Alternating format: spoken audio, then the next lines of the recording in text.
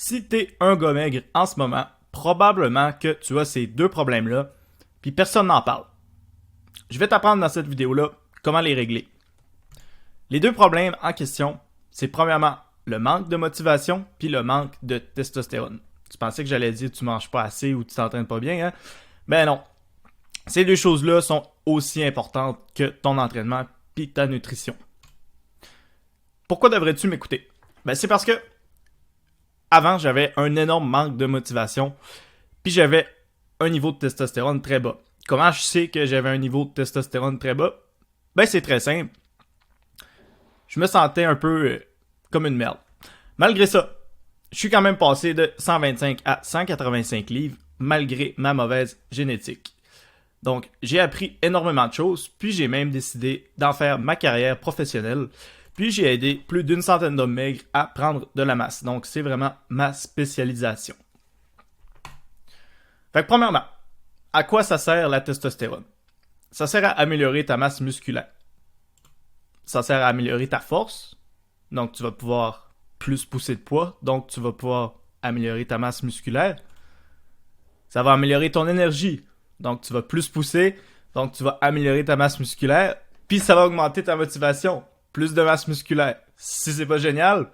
Bref, ça fait beaucoup de choses la testostérone. Mais là, on veut vraiment se concentrer sur la masse musculaire. Mais ça va rendre ta vie énormément meilleure dans tous les aspects. La testostérone, c'est tellement efficace que c'est littéralement à ça que les stéroïdes s'injectent avec des seringues pour devenir énormes. Donc la question, c'est comment avoir plus de testostérone? Mais premièrement, il faut que tu fasses des exercices en force avec des gros mouvements. Les gros mouvements, je les appelle les Big Six.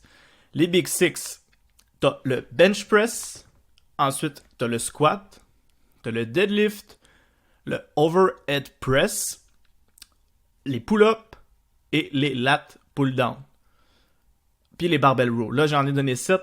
Je conseille pas le deadlift parce que le ratio risk-reward est pas très bon, mais le deadlift pourrait compter aussi. Quand tu fais ces lifts-là régulièrement, que tu te donnes pour faire des grosses séries, ça va augmenter ta testostérone. Ensuite, l'alimentation. Là, c'est pas juste évite le McDo. Il y a deux choses que tu dois faire. Trois, en fait. Il y a trois choses que tu dois faire pour être certain que ton alimentation affecte pas tes niveaux de testostérone négativement. La première chose, c'est que il faut que tu manges assez de lipides.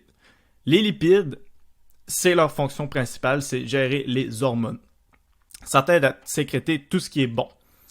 Donc, mange assez de lipides. Je te dirais minimum 50 grammes de lipides par jour.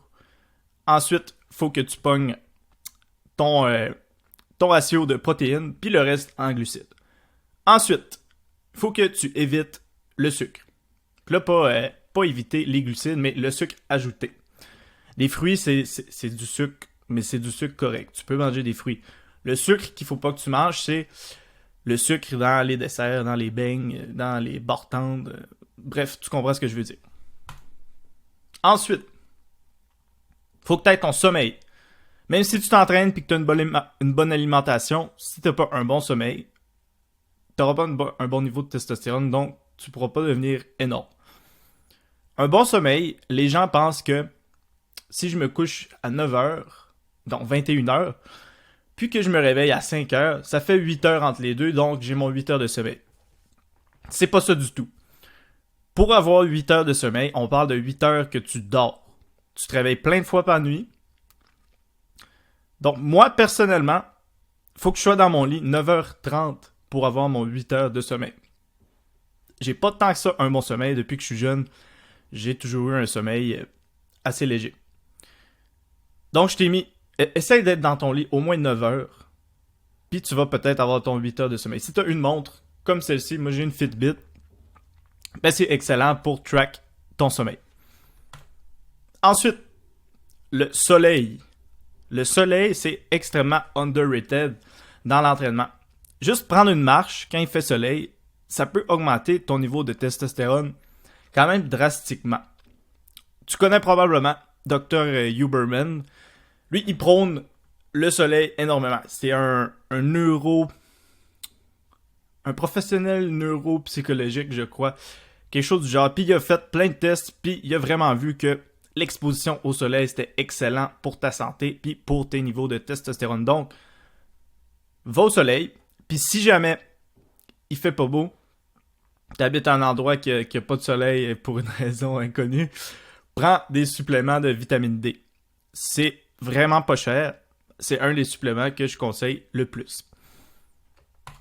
Ensuite, le niveau de stress.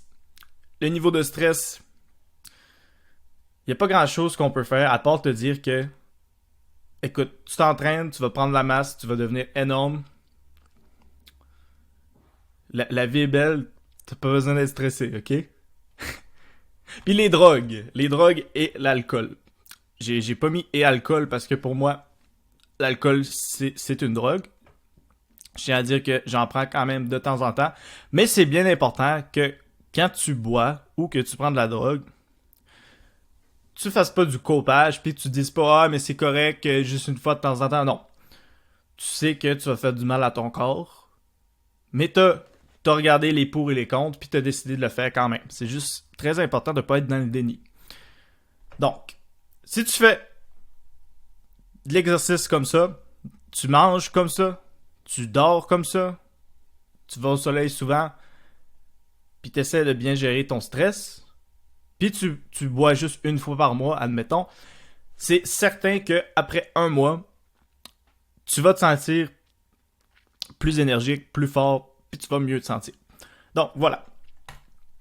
Ensuite, la motivation. Ça, c'est le vice de beaucoup de gens. Il y a tellement des hommes qui voudraient prendre de la masse, mais ils sont pas capables de le faire parce que ils se motivent une semaine ou deux, puis ils perdent complètement leur motivation. Donc, il y a des trucs. Il y a des trucs pour rester motivé. Le premier truc, c'est documente ta transformation. Après cette vidéo-là, ce que je veux que tu fasses, c'est que dans ton miroir, dans ta salle de bain, t'enlèves ton chandail, puis tu prends une photo. C'est pas plus compliqué que ça. Même si, en ce moment, tu trouves que t'es maigre, comme si t'arrivais d'un camp de concentration, faut quand même que t'ailles prendre une photo. C'est extrêmement important. C'est quelque chose que j'ai pas fait. Puis aujourd'hui, j'aimerais tellement ça. Pouvoir regarder toutes les photos de quand j'ai commencé à m'entraîner. Pouvoir faire des compilations. Puis bref, ok, fais pas cette erreur-là. Prends tes photos. Quand tu sens que t'es pas motivé, ben retourne voir la première photo. Regarde à quel point tu as avancé. Puis je te garantis que ça va te motiver. Prends une photo.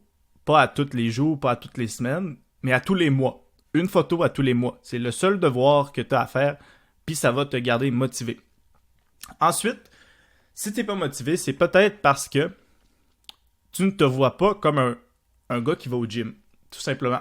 Peut-être que toute ta vie, tu as été un gars qui s'entraînait pas, qui était pas très sportif. Peut-être que quand tu étais au secondaire en éducation physique, tu n'aimais pas trop les sports. Faut que tu changes cette image-là de toi-même, ok? À partir de maintenant, t'es un gars qui va au gym. T'es un gars qui va devenir gros. Je veux que ça fasse partie de ta personne, ok? Si ça fait pas partie de ta personne, tu vas toujours avoir des limitations, puis ton corps va faire « Ah non, c'est pas moi, c'est pas moi. » Comment tu fais pour changer ton image personnelle, ta self-image? Ben, quelque chose qui est excellent, extrêmement underrated, c'est suivre du fitness sur les réseaux. Good job! C'est exactement ça que tu es en train de faire si tu me regardes en ce moment. Fait que continue comme ça. Quand tu vois que... Tu sais, c'est sûr que si tu arrives puis tu ouvres Instagram, tu ouvres TikTok, tu ouvres YouTube, puis tu vois des vidéos de World of Warcraft puis League of Legends, c'est certain que ça va te faire penser, bon, c'est quoi le prochain champion que je vais jouer, c'est quoi la prochaine affaire que je vais faire, ok? Ça marche pas. Ce qu'il faut que tu vois quand tu ouvres tes réseaux, c'est que tu vois top 5 des meilleurs exercices de biceps, comment devenir énorme. Tu vois du bon contenu qui va te mettre dans le mindset d'aller au gym puis devenir énorme. OK? Voilà. C'est ça pour ce point-là. Ensuite, pour que tu changes ton image, faut au moins que tu salues les gens au gym. Ça, c'est un besoin dans notre cerveau. Un besoin de... Comment je pourrais t'expliquer? Un besoin d'être intégré dans la société. Ok, imagine les hommes des cavernes. Que tu reviens d'une chasse, Tu reviens d'une grosse chasse, ok? T'as chassé du gibier. Puis là, tu reviens à ta grotte. Puis tout d'un coup, c'est des gens que tu connais pas qui sont là. C'est des gens que tu connais pas. Tu capotes. C'est la fin de ta vie, ok? Ben, c'est un peu comme ça au gym. Imagine, t'arrives au gym pour devenir gros. Puis les gens, ils te disent même pas salut. Ils te regardent pas. Ça fonctionne pas. C'est sûr que t'es stressé, ok? Toi, tu vas être la personne dans ton gym qui va changer ça. Tu vas faire, là, c'est pas compliqué. Tu regardes quelqu'un, tu lui fais ça. Il va faire ça. Puis vous avez un lien de confiance.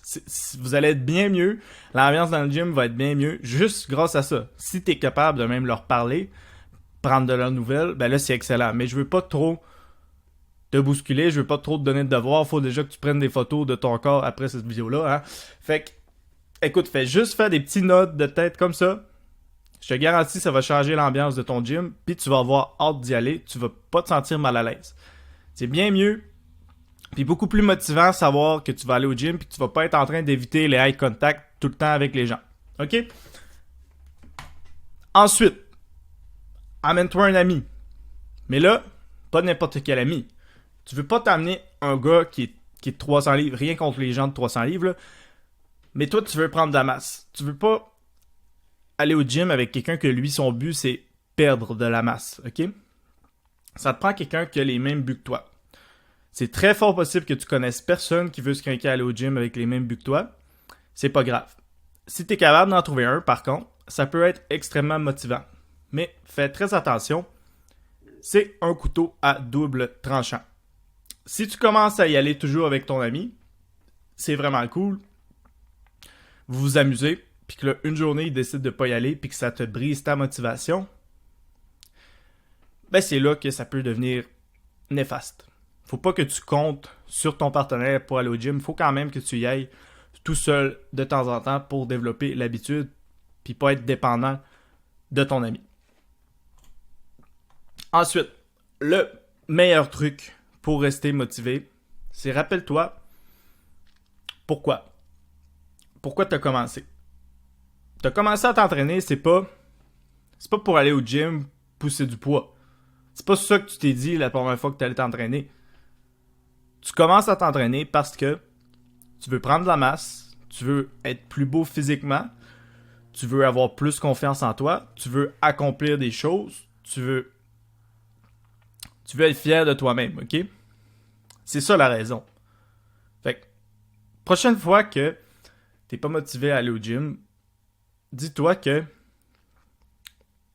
tu fais pas ça pour aller pousser des poids, tu fais pas ça pour te déplacer, tu fais pas ça.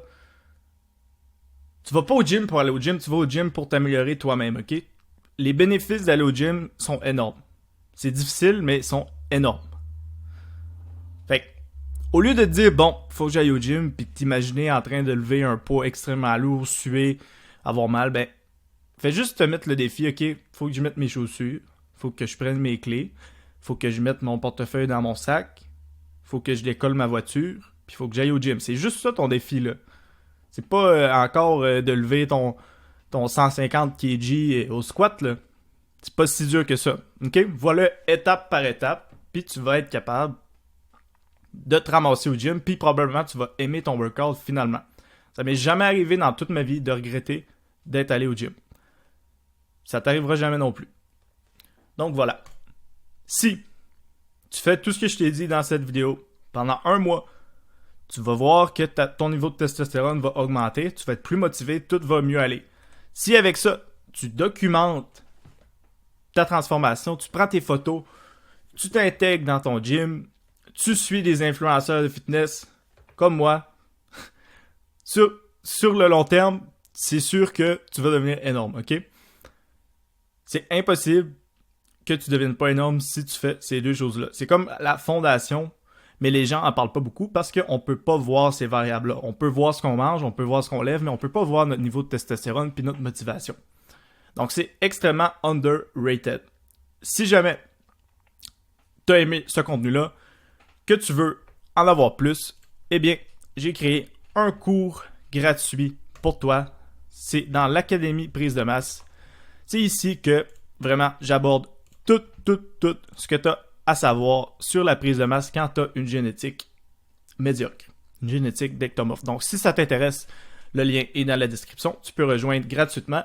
Puis avec ça, je t'offre un appel stratégique avec moi pour t'apprendre exactement ce que tu dois faire pour te sortir de ta génétique d'ectomorphe. Donc, voilà.